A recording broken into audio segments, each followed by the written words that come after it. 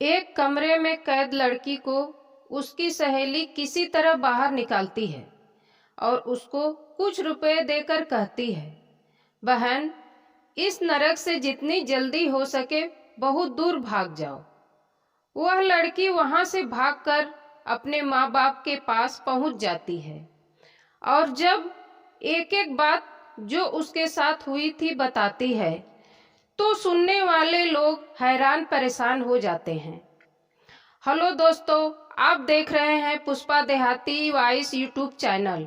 Story को विस्तार से सुनाने से पहले मैं आपसे निवेदन करूंगी, चैनल को सब्सक्राइब और वीडियो को लाइक करके अपना आशीर्वाद अवश्य प्रदान करें। मित्रों, यह स्टोरी बिहार के गोपालगंज की है।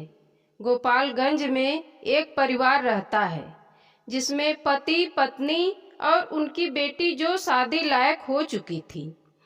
लेकिन एक दिन अचानक लड़की घर से गायब हो जाती है। घर से जवान बेटी गायब हो जाने से माता पिता काफी परेशान हो जाते हैं।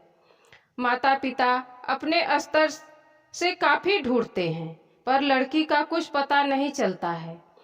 माता पिता अपनी इज्जत बचाने की वजह से किसी को कुछ नहीं बताते हैं और शांत बैठ जाते हैं। कई महीने बीत जाते हैं और अचानक लड़की अपने माता पिता के पास वापस आ जाती है। बेटी को देखकर माँ बाप काफी खुश होते हैं और लड़की से पूछते हैं, तुम कहाँ थी? लड़की ने जो बताया उसे सुनने के बाद माता पिता लड़की को लेकर पास के थाने पहुंच जाते हैं और संजय पटेल के नाम FIR लिखा देते हैं। पुलिस वालों के पूछने पर लड़की अपने साथ घटी घटना बताती है। वह कहती है, बिशंबरपुर का रहने वाला संजय पटेल से मेरी मुलाकात हुई। हमारी बातचीत होने लगी। हमने अपना नंबर एक दूसरे को दिए और बातें होती रहती थी और हम दोनों प्यार करने लगे। कई महीने इस तरह बीत जाता है पर किसी को हमारे प्यार के बारे में पता नहीं चलता है। एक दिन लड़की संजय से कहती है, अब हमको शादी कर लेनी चाहिए। तुम अपने घर वालों से शादी की बात करो और अपने घर वालों का मेरे पिता से बात करा दो। संजय कहता है, हम दोनों के घर वाले शादी के लिए नहीं मानेंगे। मैं जब कहूँगा उस दिन हम भाग जाएंगे और शादी करके रहेंगे। उसके बाद धीरे धीरे सब ठीक हो जाएगा। लड़की तैयार हो जाती है। एक दिन संजय के बताई हुई जगह पर लड़की अपना सभी सामान लेकर पहुंच जाती है।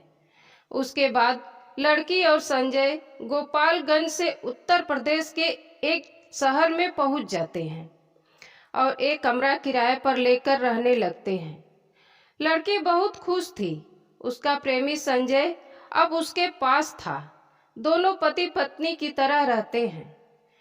दिन और रातें खुशियों के साथ बीत रहे थे।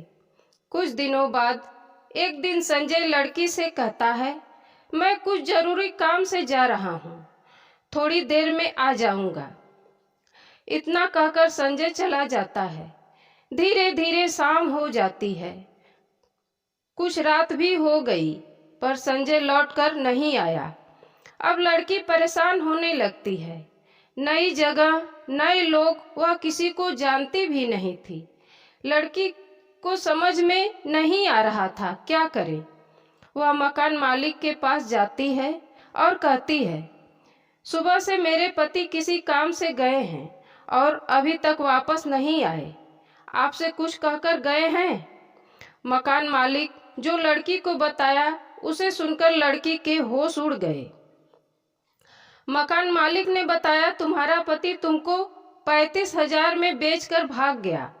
अब लड़की को समझ नहीं आ रहा था यह क्या हुआ। तभी मकान मालिक लड़की के हाथ से मोबाइल छीन लेता है और उसका हाथ पर बांधकर एक कमरे में बंद कर देता है। जब लड़की को भूख प्यास लगती तो उसको खाना देता और फिर उसी कमरे में बंद कर देता। इस तरह कई दिन उसके रखने के बाद लड़की को एक दिन कार में बैठाकर पहुंच जाता है नेपाल में।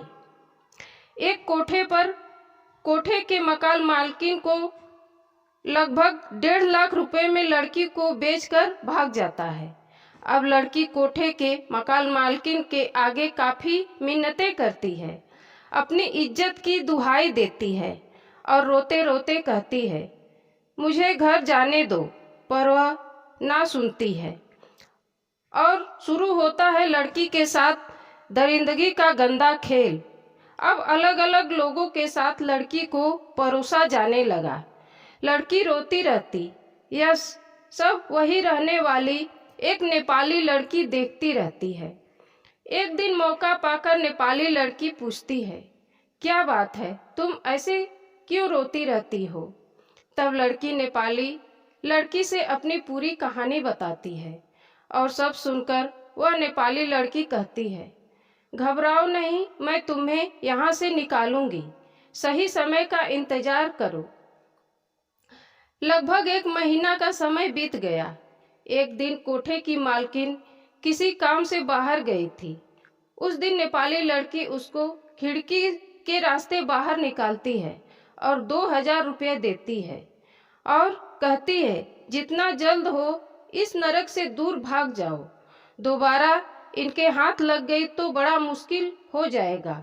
लड़की 2000 लेकर वहां से निकल जाती है और वह पहुंचती है अपने घर, अपने माता पिता के पास। और सारी आप बीती पुलिस को जब लड़की ने बताया तो सब हैरान हो गए और संजय पटेल को गिरफ्तार करके संबंधित धारा लगाकर जेल भेज दिया जाता है। दोस्तों, इस तरह का प्रेम विवाह अक्सर सुनने को मिलता है। हमें सतर्क रहने की जरूरत है। एक छोटी सी की गई गलती, एक गलत लिया गया फैसला जीवन को किस प्रकार नरक बना देता है, उसकी हम कल्पना भी नहीं कर सकते। इस स्टोरी में लड़की के नाम को गोपनीय रखा गया है। दोस्तों, इस चैनल के माध्यम से हम समाज को सतर्क और जागरूक करने का एक छोटा सा प्रयास करते हैं। किसी का दिल दुखाना या किसी के भावनाओं को ठेस पहुंचाने का बिल्कुल उद्देश्य नहीं है। आप स्वस्थ रहे, मस्त रहे। जय हिंद, वंदे मातरम।